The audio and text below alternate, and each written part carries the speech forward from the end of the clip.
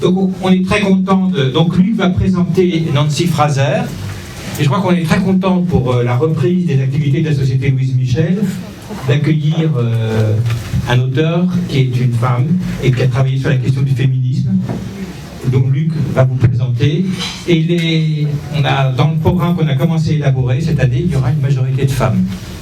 Parce que les sujets dont on parle, il se trouve que c'est des femmes qui ont fait les contributions les plus intéressantes. Ça, que ce soit sur la question des sciences, ou que ce soit sur la question des nouvelles formes prises par l'État bureaucratique, vous verrez que c'est souvent les travaux d'universitaires femmes qui sont très importants.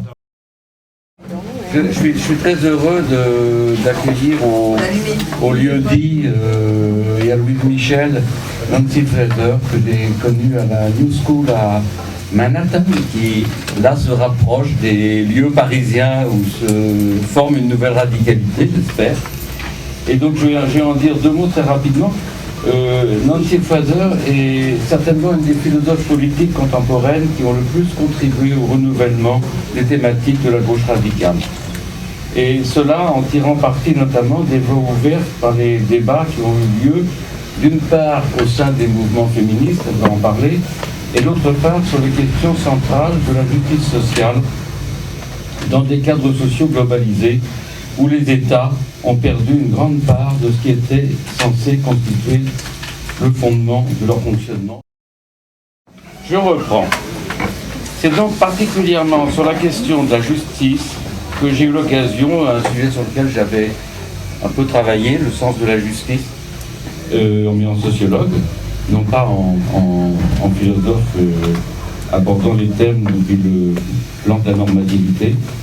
C'est particulièrement sur la question de la justice que j'ai eu l'occasion de croiser les travaux de Nancy Fraser et d'entreprendre un dialogue avec elle qui m'a considérablement enrichi. L'un des axes de la pensée de Nancy Fraser a été de confronter la théorie de la reconnaissance, développée par Axel Honneth, en prenant appui sur une thématique hegelienne avec des conceptions de la justice faisant appel aux notions de distribution et de redistribution. Les théories de la reconnaissance visent à lutter contre le mépris et la subordination dont font l'objet des groupes sociaux minorés dont les contributions sociales sont systématiquement oubliées ou déniées. Elles ont joué un rôle important dans les luttes politiques qui ont accompagné de nombreux mouvements contemporains, comme les mouvements féministes, les mouvements homosexuels, les mouvements pour les droits des minorités indigènes ou encore les mouvements pour les droits civiques des États-Unis. Le thème de la reconnaissance a été ainsi souvent mis à profit pour développer des politiques mettant l'accent sur l'identité et sur la valeur des minorités ou des groupes dominés. Dans le long et important débat entre Nancy Fraser et Axel Honneth, la réflexion de Nancy a consisté pour l'essentiel à rappeler que la justice sociale ne peut s'exprimer seulement dans l'idiome de la reconnaissance, surtout si le terme est pris dans un sens surtout identitaire ou culturel. C'est-à-dire en schématisant que la reconnaissance risque de demeurer formelle ou symbolique si elle ne s'accompagne pas de mesures et de dispositifs visant à redistribuer les modalités d'attribution que chaque groupe peut attendre de ses contributions spécifiques et par conséquent des restitutions qu'il est en droit de réclamer. Ce débat a donné lieu à un ouvrage écrit en collaboration avec Axel Honneth, Redistribution or Recognition, publié en 2003 et qui est, je crois, c'est le gars qui est en français, dans Qu'est-ce que la justice sociale? Reconnaissance. Non, c'est pas le même. Ah bon. J'ai lu en anglais, je n'ai pas lu le livre français. Dans la suite de ce travail, Nancy Fraser s'est centrée plus spécifiquement sur ce qu'elle appelle les dimensions politiques de la justice sociale. C'est-à-dire non seulement, pour reprendre ce terme, sur le what, c'est-à-dire sur ce en quoi consiste la justice sociale, mais sur le who et sur le how, c'est-à-dire sur les acteurs et sur les dispositifs auxquels reviennent la tâche consistant à contrôler les processus de reconnaissance et de redistribution. Dans ce travail, l'accent est mis sur la notion de représentation et sur la question de l'État. Nancy Fraser parle de ce qu'elle appelle les conceptions normales de la justice sociale, celles dont nous avons hérité du XIXe siècle. Dans ce cadre normal, entre guillemets, l'État-nation et les modes de représentation politique au sein de l'État-nation constituent les cadres sur lesquels la possibilité de la justice sociale est censée prendre appui. À cette justice normale, elle oppose les conditions actuelles qui sont celles une justice qu'elle appelle, de façon un peu ironique, anormale, abnormal justice, et elle entend signifier par là que les cadres étatiques classiques ne sont plus en mesure, tant est qu'il n'ait jamais été, on pourra en discuter, de se poser en garant de la justice sociale. Sur la base de ce constat, Nancy Fraser entreprend de redéfinir les cadres politiques de la justice sociale dans un monde globalisé, marqué notamment par la montée en puissance des grandes firmes capitalistes.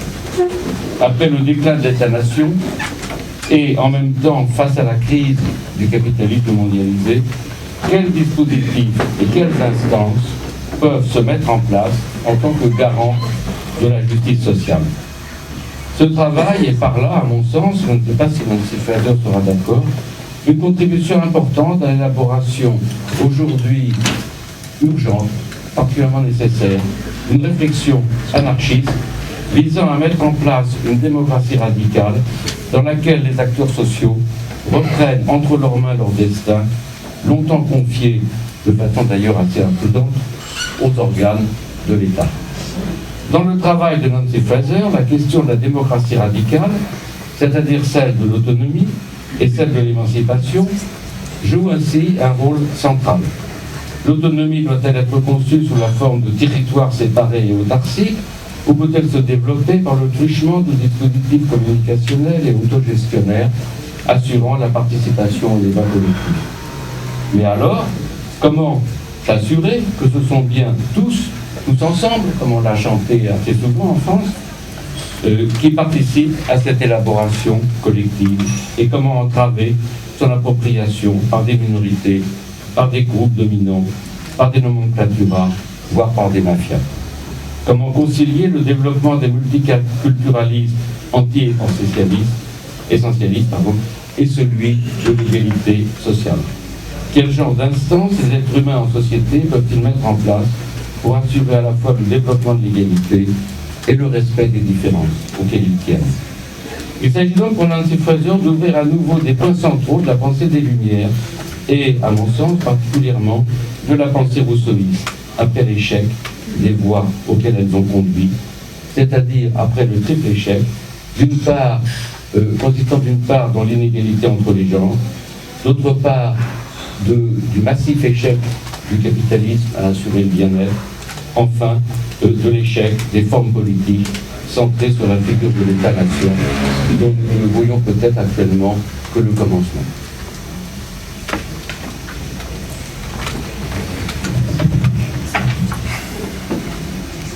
Voilà, merci. Merci beaucoup Philippe et Luc pour cette introduction très très généreuse et substantive, et pour l'invitation de venir ici et discuter avec vous.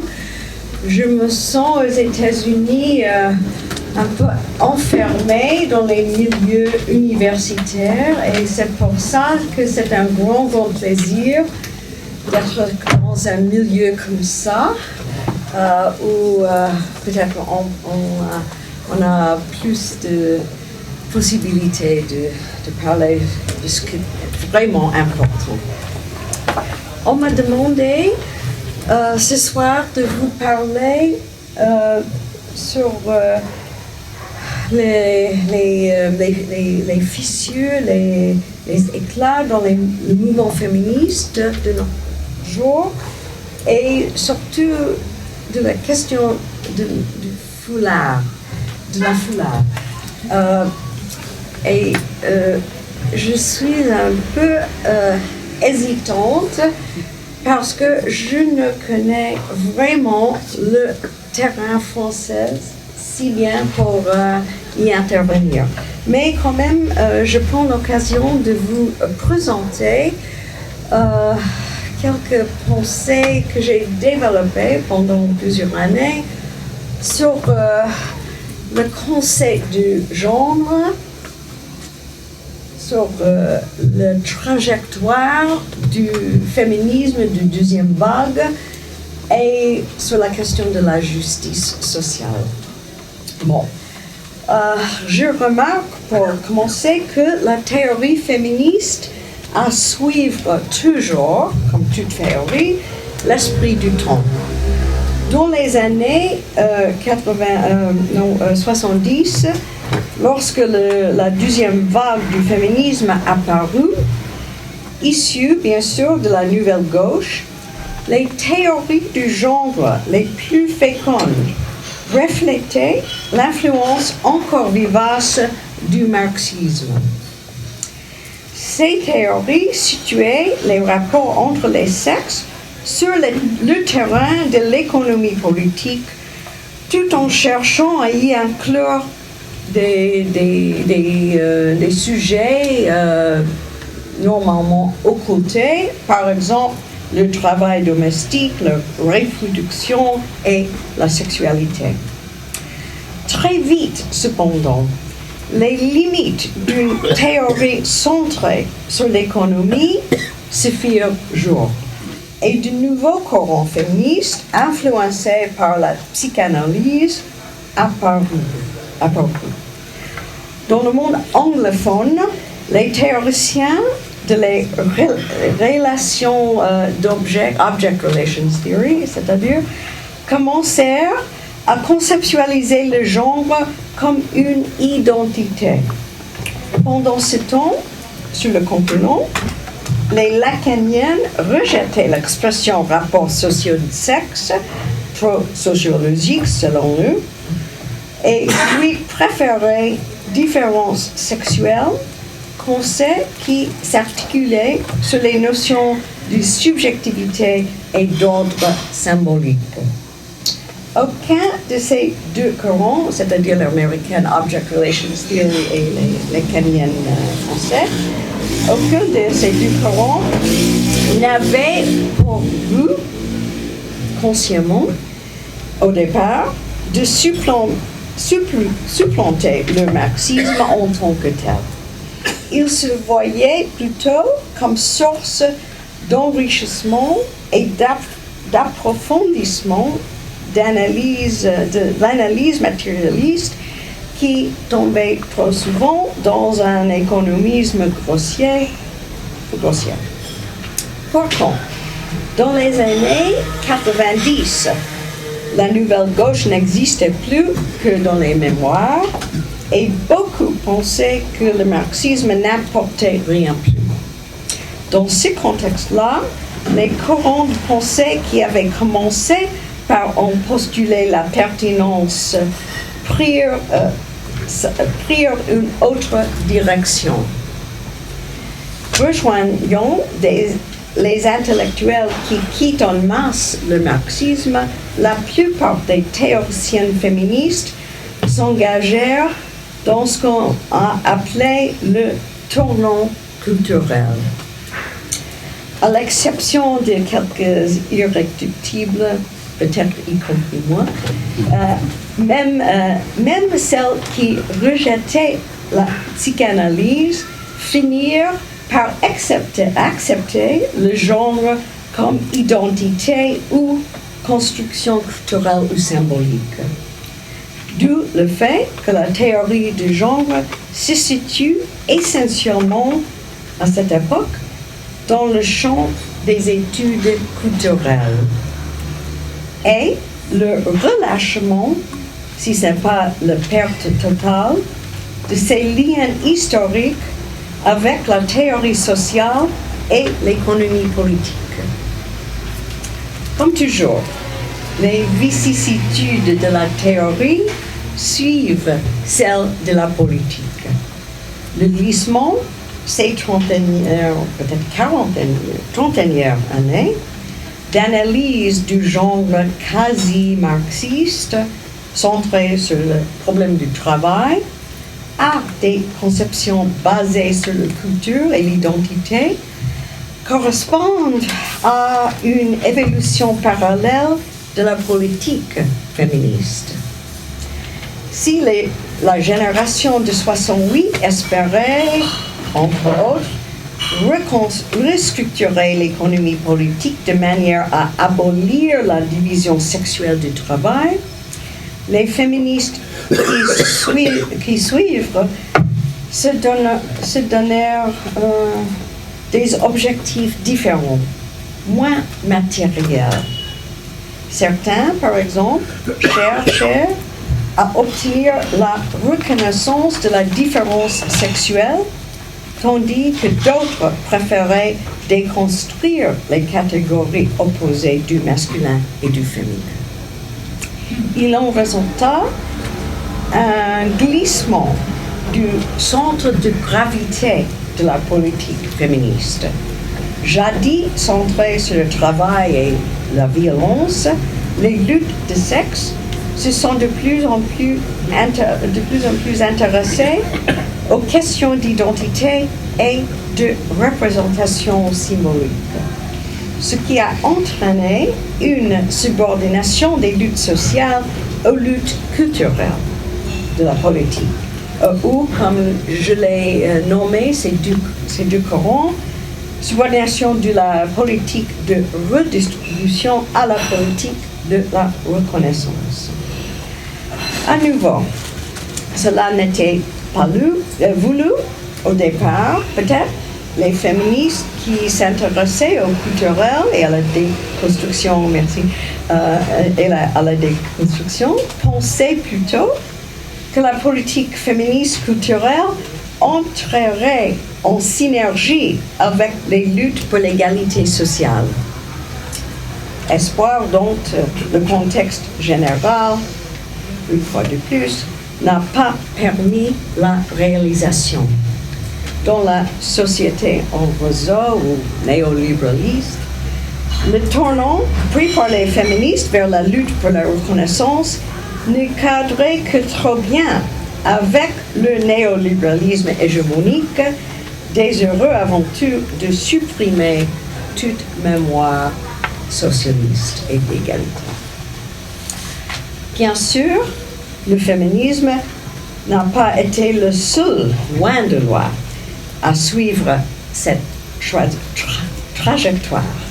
L'histoire récente de la théorie du genre n'est qu'un des aspects d'un glissement de plus grande ampleur dans la grammaire de la revendication politique. D'une part, les luttes pour la reconnaissance se sont multipliées partout, comme le montrent les batailles autour du multiculturalisme, des droits de l'homme et des mouvements nationalistes. En même temps, les luttes pour une répartition, une redistribution égalitaire subissent un relatif déclin. En témoigne l'affaiblissement du syndicalisme et le choix des partis travaillistes et socialistes pour le troisième mois. Ironie tragique de l'histoire, ce glissement de la redistribution à la reconnaissance a eu lieu au moment même où un capitalisme mondialisateur agressif, mené bien sûr par les États-Unis, accentue les inégalités économiques. Ainsi, pour le féminisme, ce glissement a-t-il été à double tranchant. D'une part, le tournant vers la reconnaissance représente un élargissement du champ pour les luttes de sexe et une nouvelle conception de la justice en ce qui concerne les rapports hommes-femmes. Parce qu'elle ne se limite plus à des questions de répartition, la justice de sexe peut maintenant englober des questions de représentation, d'identité, de différence. D'où une avancée majeure par rapport à une approche économiste réductrice qui avait du mal à conceptualiser les problèmes liés non pas à la division du travail, mais à des schémas androcentriques de nature culturelle. Mais, par ailleurs, il n'est pas certain que les luttes féministes pour la reconnaissance permettent vraiment de compléter, d'approfondir et d'enrichir celles qui ont pour objet une répartition égalitaire. Au contraire, Dans un contexte de néolibéralisme montant, progressiste, elle contribue à marginaliser ces dernières. Donc, la théorie du genre n'aurait obtenu ses récents acquis qu'au prix d'une perte inestimable. Loin d'être parvenu à proposer une théorie plus complète et plus riche, nous aurions échangé un paradigme tronqué pour un autre, c'est-à-dire un économisme tronqué pour un culturalisme tronqué. Lui aussi, tronqué lui aussi. Les acquis marquants du féminisme sur l'axe de la reconnaissance coïncidaient avec un arrêt, si ce n'est pas une régression, des progrès effectués sur l'axe de la répartition. C'est là, en tout cas, la lecture que j'avais proposée des tendances récentes dans l'histoire du féminisme. Dans ce qui suit ce soir, je voudrais esquisser une analyse de la théorie du genre et de la politique féministe qui se fonde sur ce diagnostic et vise à prévenir sa continuation. Ce que j'ai à dire se divise en gros en 4 petits parties. Tout d'abord, j'offrirai une analyse du genre qui soit assez vaste pour englober la totalité, j'espère, des questions féministes, celles qui ont été centrales au féminisme socialiste du début, tout comme celles issues du tournant culturel. Pour compléter cette analyse, je proposerai ensuite une définition de la justice tout aussi vaste qui permet de traiter des problèmes de répartition ainsi que de reconnaissance. Puis, une approche non identitaire des questions de reconnaissance qui rend possible la synergie avec les questions de redistribution. Pour finir, je m'intéresserai à quelques problèmes pratiques qui se posent lorsqu'on essaie d'envisager, c'est difficile, des réformes institutionnelles qui s'attaquent aux problèmes de répartition et de reconnaissance à la fois. Dans chacune de ces 4 parties, je m'éloignerai des approches féministes centrées exclusivement sur le genre pour situer les luttes de sexe dans le projet politique plus global qui vise à institutionnaliser une justice démocratique, sinon exactement anarchiste, dans tous les champs de la différence sociale. Bon. Pour éviter de tronquer la problématique féministe et de servir involontairement le néolibéralisme, les féministes, à mon avis, doivent aujourd'hui revoir le concept du genre. Il faut une définition vaste qui puisse répondre à 2 séries de questions au moins, et peut-être plus. D'une part, cette définition se doit d'inclure la problématique centrée sur le travail des féministes socialistes. D'autre part, elle doit aussi permettre d'aborder la problématique centrée sur la culture des courants soi-disant post-marxistes de la théorie féministe. Il faut que les féministes rejettent, à mon avis, les formulations sectaires faisant passer ces 2 problématiques pour antithétiques et qu'elles proposent une analyse du genre qui englobe ces 2 courants. Comme nous le verrons par la suite, cela implique de théoriser en même temps la dimension sexuelle de l'économie politique et l'androcentrisme de l'ordre culturel, en gardant à chacune sa propre importance. Cela implique également que deux dimensions du sexisme analytiquement distinctes, l'une centrée sur la répartition, l'autre sur la reconnaissance, soient théorisées conjointement. Le résultat sera une conception du genre dite bidimensionnelle qui seule pourra servir de base à une politique féministe viable pour aujourd'hui, selon moi. Alors, je m'explique.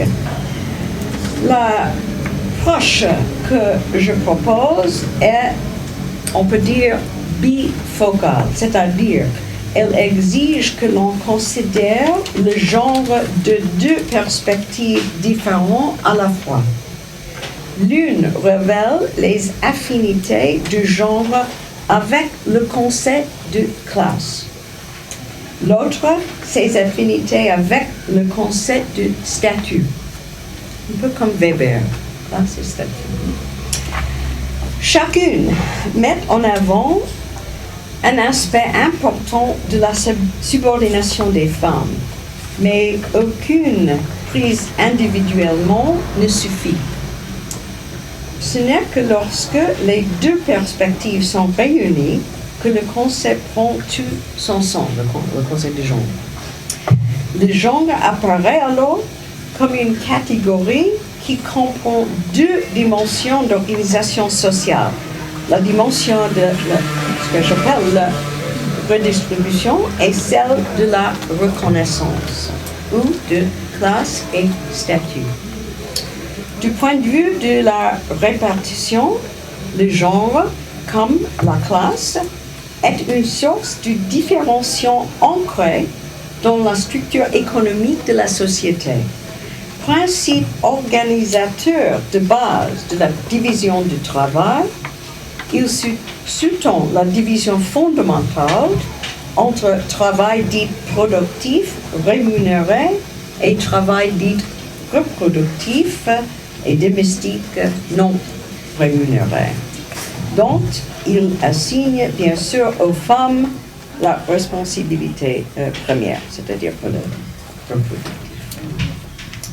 Le genre structure également la division dans la catégorie du travail rémunéré entre les emplois du secteur industriel et libéral, mieux payés et à prédominance masculine, et celle des dites cold roses et de services domestiques moins payés et à prédominance féminine. Il en résulte une structure économique qui génère des formes d'inégalité de répartition liées au sexe. Du point de vue de la reconnaissance, en revanche, la genre est une source de différenciation statutaire qui trouve son origine dans l'ordre statutaire de la société.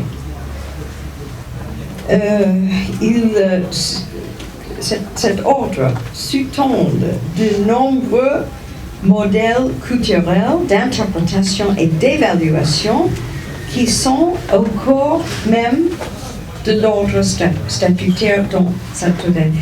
Excusez-moi, je veux dire que c'est le genre que sous-tend cet ordre statutaire. Ainsi, l'androcentrisme est une source importante d'injustice entre les sexes en tant que modèle institutionnalisé d'appréciation culturelle qui privilégie des traits associés à la masculinité tandis qu'il dévalorise tout ce qui est considéré comme féminin, c'est-à-dire les femmes, bien sûr, mais pas exclusivement. Les modèles d'appréciation de valeurs androcentriques sont largement institutionnalisés et structurent de vastes pannes d'interaction sociale. Ils sont ouvertement présents dans de nombreux domaines de droit de la famille, droit pénal, etc., et informe les constructions juridiques de la vie privée, de l'autonomie, de l'autodéfense et de l'égalité. Ils sont également bien ancrés dans de nombreux domaines de la politique gouvernementale, politique de reproduction, d'immigration, du droit d'asile, entre autres. Ainsi que dans les pratiques professionnelles courantes, comme la médecine et la psychothérapie. Les modèles d'impression androcentriques sont également à l'œuvre partout dans la culture populaire et dans les interactions quotidiennes entre les gens. Le résultat est que les femmes ont à souffrir de différentes formes d'infériorité de statut liées au sexe, par exemple harcèlement et abus sexuels, violence domestique, représentation stéréotypée dans les médias, dont à les déprécier, les réifier, les avilir, dénigrement au quotidien, exclusion ou marginalisation dans la sphère publique et les organes consultatifs. Jouissance limitée des droits et des protections conférées par la citoyenneté. Ce sont là des torts liés à une absence de reconnaissance qui est relativement indépendante de l'économie politique et ne relève pas uniquement de la, soi-disant, superstructure. Ainsi, une meilleure répartition ne suffira-t-elle par à redresser ces torts si elle ne s'accompagne pas d'autres mesures visant spécifiquement à améliorer le mépris, la méconnaissance. La conjonction de ces deux perspectives fait du genre une catégorie bidimensionnelle, comprenant à la fois un aspect politico-économique qui le tire du côté de la répartition et en même temps un aspect culturel et discursif qui le tire du côté de la reconnaissance. Par ailleurs, aucune des deux dimensions n'est la simple conséquence indirecte de l'autre. Assurément, les dimensions de répartition et de reconnaissance ont des effets l'une sur l'autre. Mais les inégalités de répartition liées au genre ne sont pas les simples conséquences de questions de hiérarchie statutaire, pas plus que les injustices de reconnaissance ne découlent totalement de la structure économique. Chaque dimension est au contraire relativement indépendante de l'autre. Aucune ne peut, par conséquent, être corrigée indirectement grâce à des remèdes s'adressant exclusivement à l'autre. La question de savoir si ces deux dimensions sont d'égale importance reste ouverte. En tout cas, on pourra mettre fin au problème d'injustice lié au sexe qu'en changeant à la fois l'ordre économique et l'ordre statutaire de la société contemporaine. Modifier seulement l'un ou l'autre ne suffira pas. Avec une conception bidimensionnelle du genre, il n'est plus nécessaire de choisir entre une politique de répartition et une politique de reconnaissance. L'ancienne approche postulait que les femmes étaient soit une classe, soit un groupe identitaire, mais pas les deux. Elle postulait que l'injustice dont elle souffrait provenant d'inégalités de répartition ou de reconnaissance, mais pas les deux. que le remède viendrait d'une meilleure répartition ou une meilleure reconnaissance, mais pas les deux. Cette nouvelle conception de genre que je vous propose fait voler en éclats toutes ces séries de fausses oppositions. En le genre, nous avons une catégorie qui associe le statut et la classe. La différence socialement construite entre les sexes provient simultanément de différentiels économiques et de modèles institutionnalisés d'oppression culturelle. Les implications pour la politique féministe sont assez claires, je crois. Pour combattre la subordination des femmes, il faudra une approche qui associe une politique de répartition à une politique de reconnaissance. Mais cette approche requiert une conception de la justice qui soit aussi vaste que celle du genre que je viens de décrire, et qui puisse, elle aussi, répondre au moins à deux séries de questions. D'une part, ces définitions se doivent d'inclure les questions traditionnellement posées par les théories de la justice distributive, notamment la pauvreté, l'exploitation, l'inégalité et les différences de classe. En même temps, elle doit aussi répondre aux questions récemment avancées par les philosophies de la reconnaissance, en particulier le manque de respect, l'impérialisme culturel et les hiérarchies du statut. Cette conception de la justice doit englober les deux aspects et rejeter les formulations sectaires qui font passer répartition et reconnaissance pour deux approches mutuellement exclusives de la justice. Cela implique que les injustices de répartition et de reconnaissance soient théorisées en référence à une norme commune et en gardant à chacun son propre importance.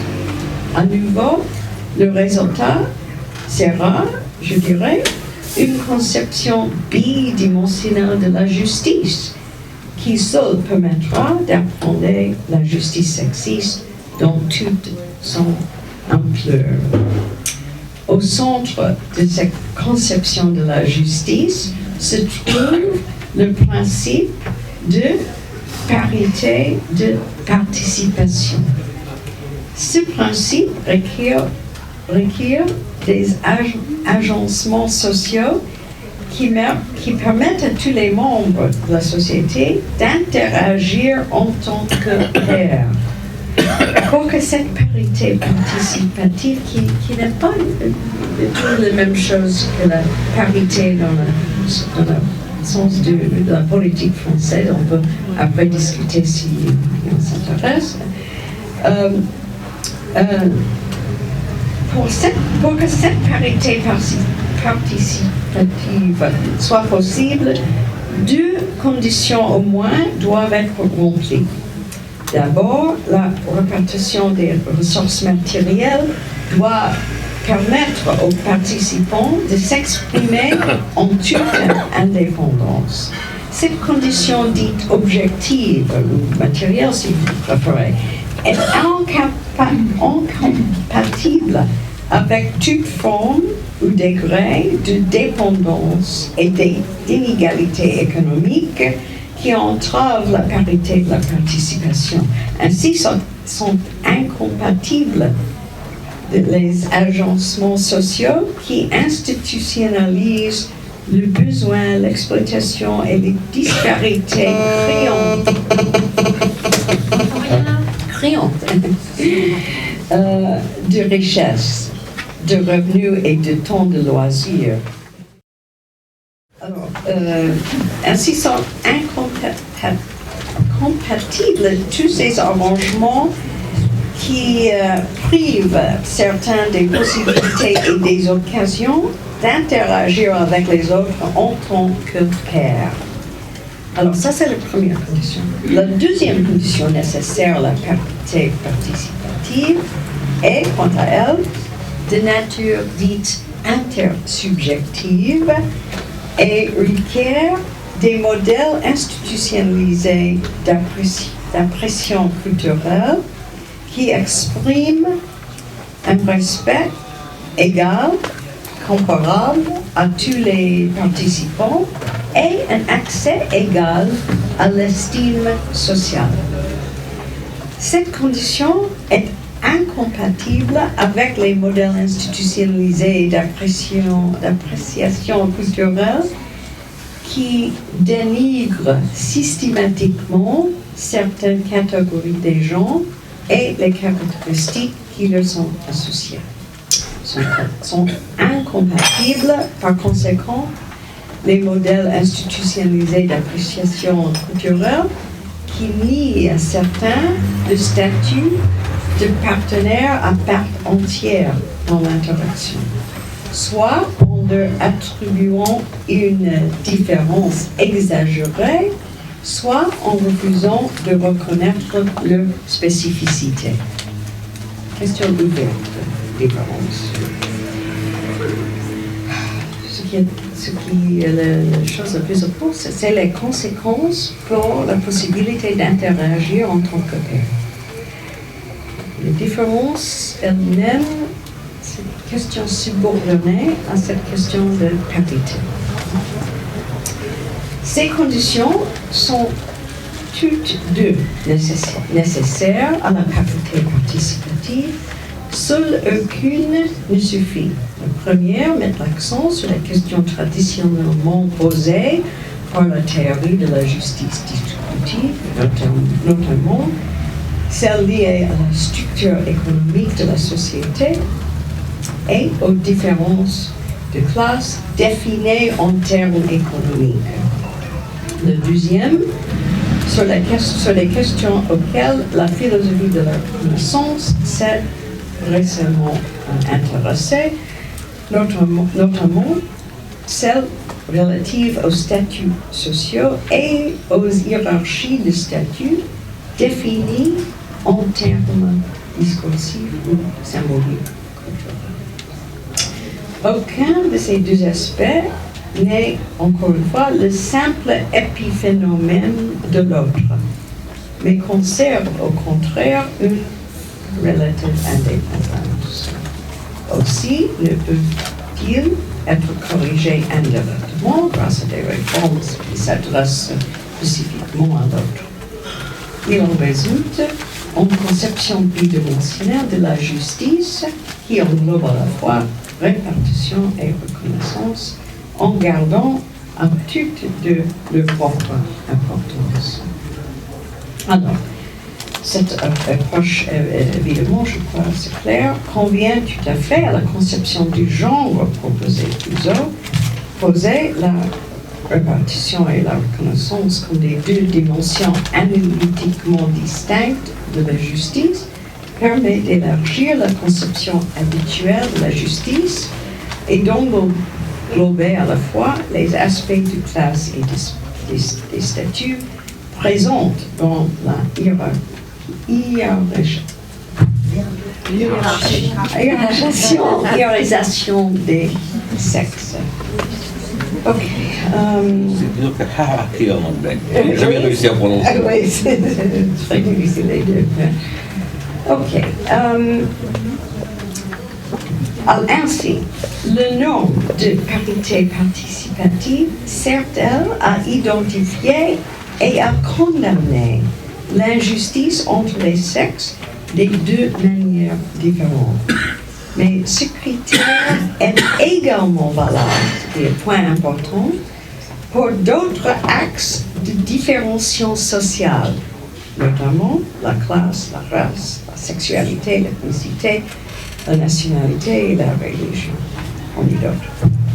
Dans la mesure où les agencements sociaux entravent la parité de participation sur l'un ou l'autre de ces axes différents, que ce soit à cause d'inégalités de répartition ou de reconnaissance, ou tous les deux à la fois, ils vont à l'encontre des exigences de la justice. Comme nous le verrons tout de suite. Avec la parité participative, nous avons une norme qui permet de juger certains des dilemmes politiques parmi les plus délicats, peut-être, auxquels les féministes sont confrontés aujourd'hui. Ces dilemmes se situent à l'intersection de multiples axes de subordination, lorsque, par exemple, les efforts pour remédier au traitement injuste d'une minorité religieuse semblent d'être radicalement incompatibles avec ceux déployés pour remédier au sexisme. Envisageons maintenant les implications de ces approches pour une politique féministe, en commençant tout d'abord par la politique de reconnaissance. Celle-ci est normalement considérée comme une forme de politique identitaire. On estime souvent, en effet, que c'est l'identité féminine qui a besoin de reconnaissance.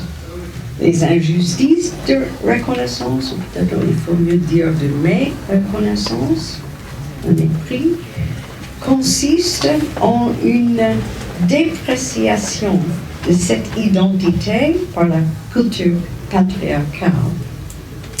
D'où l'image dévalorisée que les femmes ont d'elles-mêmes. Une politique féministe, vue de ce point de vue, politique de reconnaissance féministe, est nécessaire pour réparer ces torts et reconstituer une image positive de soi en combattant celle dégradante que l'androcentrisme véhicule de la féminité. Les femmes alors doivent rejeter ces représentations et en adapter de nouvelles qu'elles auront fabriquées elles-mêmes. Cette identité collective réorientée doit ensuite être montrée au grand jour de manière à gagner le respect et l'estime de la société dans son ensemble. Si cela réussit, il en résultera une reconnaissance, c'est-à-dire une relation positive à soi. Et sans mentionner le nom, vous pouvez, si vous voulez, lire dans cette petite description l'idée de Axel Honneth. De Axel Honneth. Axel Honneth, dont Luc a parlé avant. De ce point de vue, ceci, par conséquent, une politique féministe de la reconnaissance est bien une politique identitaire. Le modèle identitaire offre indéniablement de précieuses analyses en ce qui concerne les conséquences psychologiques du sexisme. Cependant, il reste insuffisant pour au moins deux raisons importantes. Premièrement, il tend à réifier la féminité et à minorer des autres formes de subordination, avec ce résultat qu'il réutilise souvent les stéréotypes dominants des genres, tout en promouvant le séparatisme et le politiquement correct. Si on ne confond pas aux idées stéréotypiques genrées.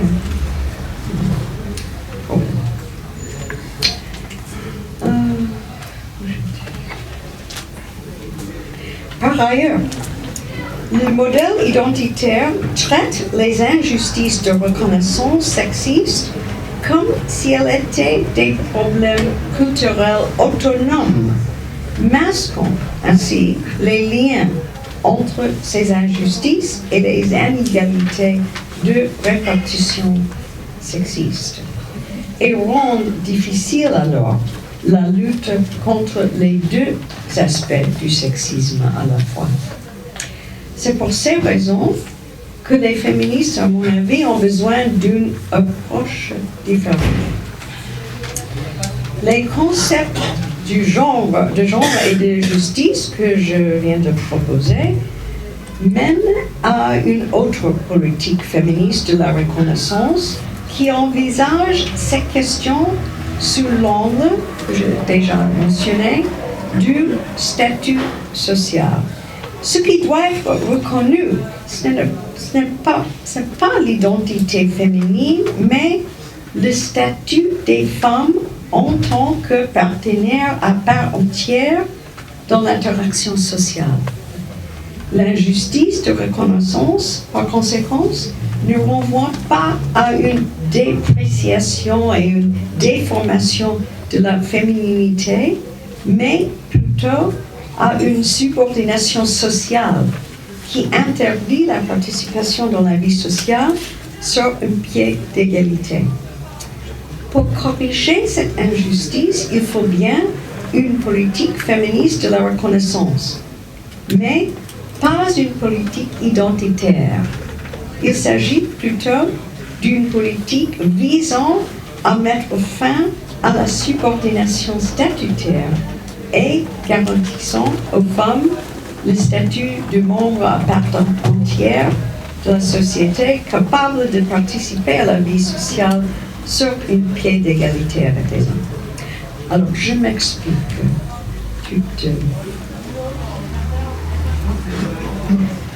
Une approche qui s'intéresse au statut va analyser les modèles institutionnalisés d'oppression culturelle pour voir les effets qu'ils ont sur la position relative des femmes.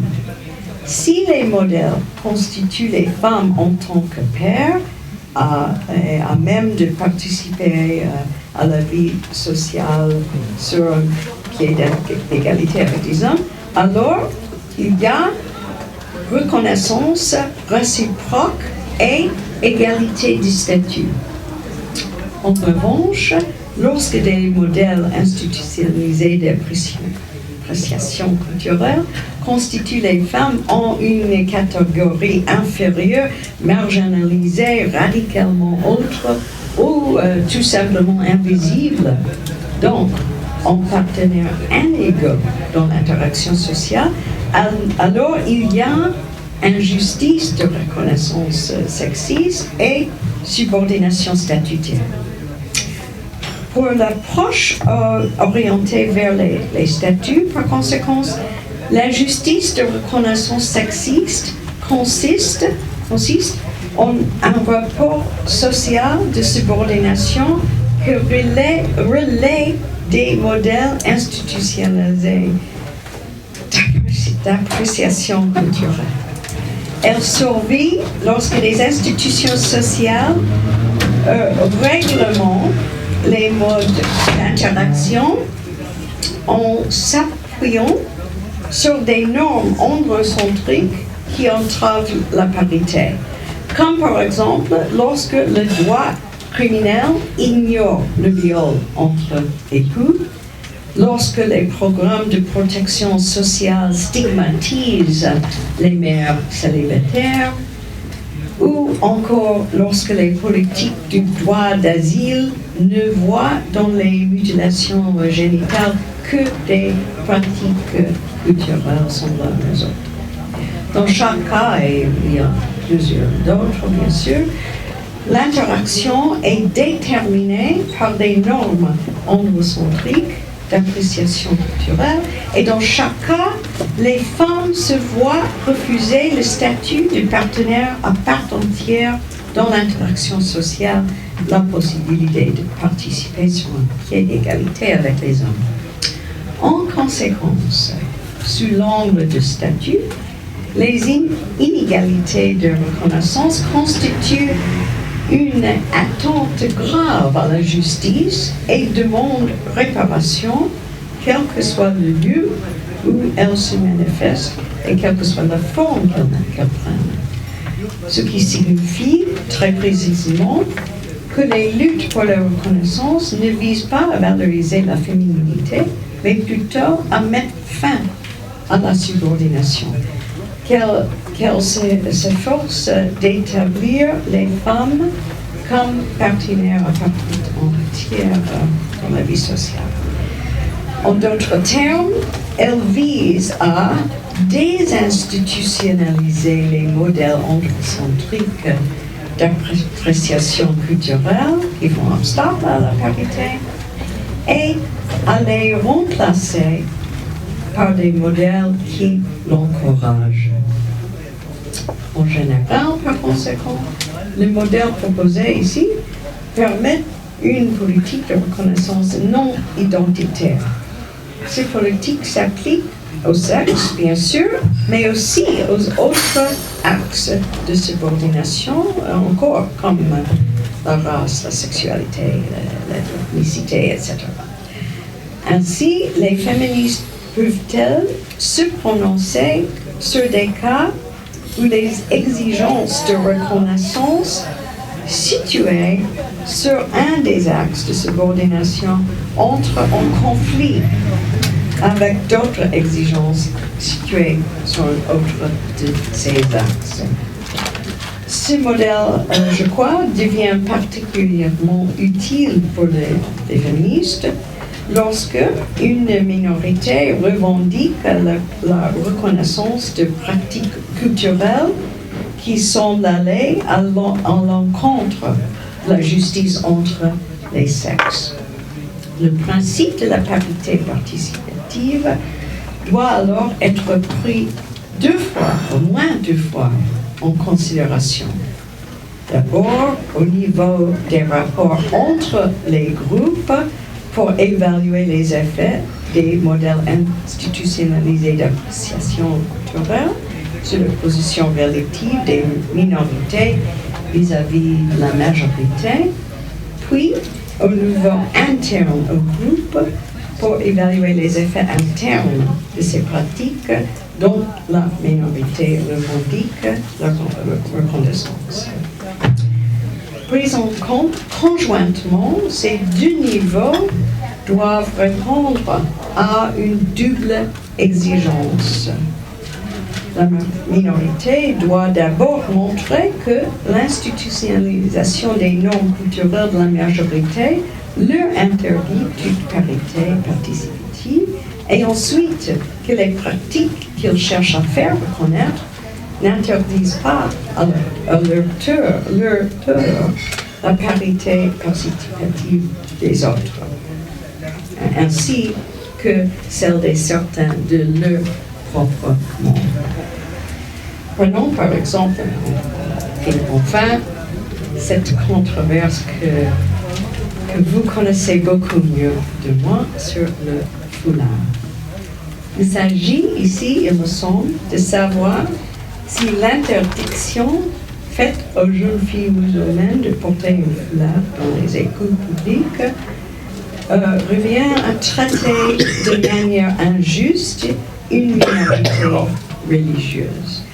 Pour le prouver, ceux qui demandent la reconnaissance du foulard doivent établir deux choses: que l'interdiction du foulard constitue un cas abusif de communautarisme de la part de la majorité qui interdit aux jeunes musulmanes la parité en matière d'éducation. Ils doivent montrer aussi alors qu'une politique autre qui accepterait le foulard n'accentuerait pas la subordination des femmes au sein des communautés musulmanes et de la société en général. Le premier point concernant le communautarisme abusif de la majorité française dans ce cas peut semble à moi, être établi sans problème, puisqu'il n'existe pas d'interdiction analogue qui interdise des pratiques comparables chrétiennes dans les écoles publiques. La politique en vigueur refuse donc aux citoyens musulmans un statut égal. Le deuxième point, qui concerne la non-exacerbation de la subordination des femmes, s'est révélé, il me semble, quant à lui, plus épineux. Certains féministes républicains soutenant que le foulard est un marqueur d'infériorité féminine et ne doit pas, par conséquent, être permis par l'État. Certains autres féministes défenseurs du multiculturalisme, cependant, se sont élevés contre cette interprétation, soulignant que la signification du foulard est fortement contestée dans les communautés musulmanes françaises aujourd'hui, comme le sont de manière plus générale. De manière plus générale, les rapports hommes-femmes. Ainsi, au lieu d'interpréter le foulard comme un emblème univoque du patriarcat qui confère effectivement aux phallocrates toute autorité pour l'interpréter l'islam, l'État devrait traiter le foulard comme le symbole d'une identité musulmane en transition, identité contestée, comme l'est aussi l'identité française, il faut dire, sous les effets des interactions transculturelles à l'œuvre dans toute société multiculturelle. Sous cet angle, l'autorisation du foulard dans les écoles publiques pourrait permettre d'accroître et non de diminuer la parité entre les sexes. Pour moi, il faut dire, et c'est peut-être une perspective trop formée par l'expérience américaine, quant à moi, je pense que les multiculturalistes avancent ici l'argument le plus fort. Ce qui n'est pas le cas, il faut dire en passant, de ceux qui cherchent à faire reconnaître ce qu'il appelle la circoncision féminine, en réalité les mutilations génitales, qui, elles, interdisent, à mon avis, clairement aux femmes et aux jeunes filles un accès égal au plaisir sexuel et à la santé. Mais ce n'est pas un problème que je souhaite développer ici. Ce que je veux souligner, en revanche, c'est que l'argument entre les multiculturalistes, les féministes multiculturels et les féministes républicains, s'agit à juste titre de la parité de participation, et que c'est là que le débat devrait se situer. La parité participative est le critère juste, à mon avis, qui légitime ou non les revendications de reconnaissance et aussi, il faut dire, revendications de redistribution. Il mène à une politique féministe non identitaire capable de traiter les conflits entre les revendications centrées sur le sexe et celles centrées sur d'autres axes de subordination. Peut-être je termine, c'est un peu lent en français pour moi, il y a des autres choses, mais ça suffit, je crois. Merci. Merci beaucoup.